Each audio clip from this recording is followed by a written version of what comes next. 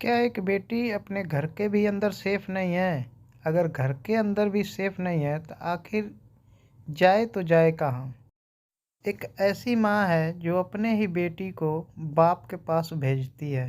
नाबालिग बच्ची एक ऐसे बच्चे को जन्म देती है जिसका बाप इसका खुद का बाप और बड़ा भाई है। दोस्तों, आज की सच्ची घटना उत्तर प्रदेश लखनऊ का है।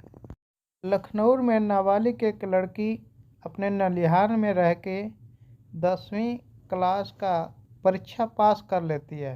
ये घटना 2004 की बात है और 10वीं का जब पास होने के बाद वो अपने घर चली आती है। उसका भी इच्छा होता है अपने माँ बाप के पास रहें। माँ बाप के पास आकर वो बहुत खुश होती है और एक दिन की बात है, उसका खुद का ही पिता उसे अपने पास बुलाता है और पिता ने बोला कि तेरे ऊपर एक साया है और तुम उससे संपर्क बनाएगी तो ये साया छोड़ देगा। जब लड़की पिता की बात नहीं मानी तो पिता ने उसकी बेरहमी से पिटाई कर दी और उसकी कपड़े भी फाड़ दिया। फिर उसके बाद जबरन उसके साथ बलात्कार किया। उसके बाद वो लड़की काफ़ी देर रोई और उसके बाद ये सारी बात अपनी माँ को बताई। माँ ने बोला कि क्या हुआ, तुम्हारे पिता ही तो थे, जो हुआ उसे भूल जाओ। उस दिन से उसकी माँ खुद पिता के पास उसे भेजना शुरू कर दिया। इस दौरान कई बार उसका गर्भपात भी कराया गया। एक दिन लड़की ने ये सारी बात अपने बड़े भाई को बताई। लड़की को पता था कि मेरा भाई ज़रूर मेरी आवाज़ उठाएगा, लेकिन ऐसा नहीं हुआ। खुद उसका भाई उसके साथ रेप करना शुरू कर दिया।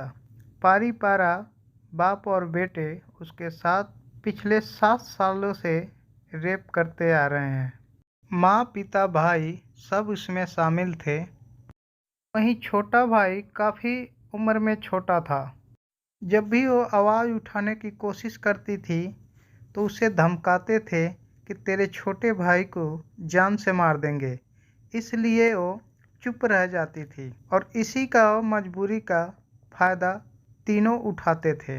बार बार गर्भपात कराने के बावजूद भी बाप और बेटे दोनों उसके साथ गलत काम करना बंद नहीं किए। बार बार गर्भपात कराने से उसकी काफ़ी तबीयत बिगड़ने लगी। पता चला कि गर्म दवाइयों के कारण किडनी और लीवर में इन्फेक्शन हो गया है।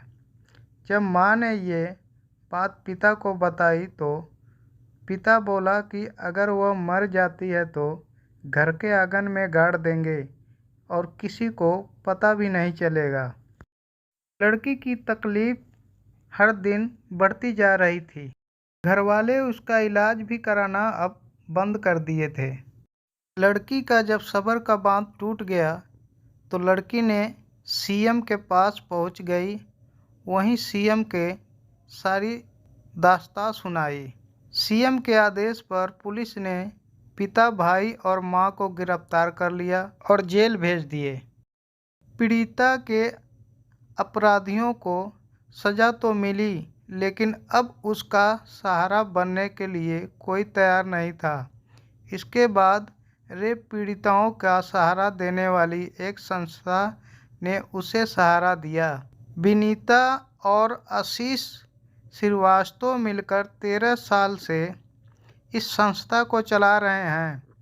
विनीता ने बताया कि उसके पास कई ऐसी बच्चियां हैं जिनके साथ दुष्कर्म जैसी घटनाएं होती हैं। अपराध न होने के बाद भी उनके अपने उन्हें अपनाने से इनकार कर देते हैं।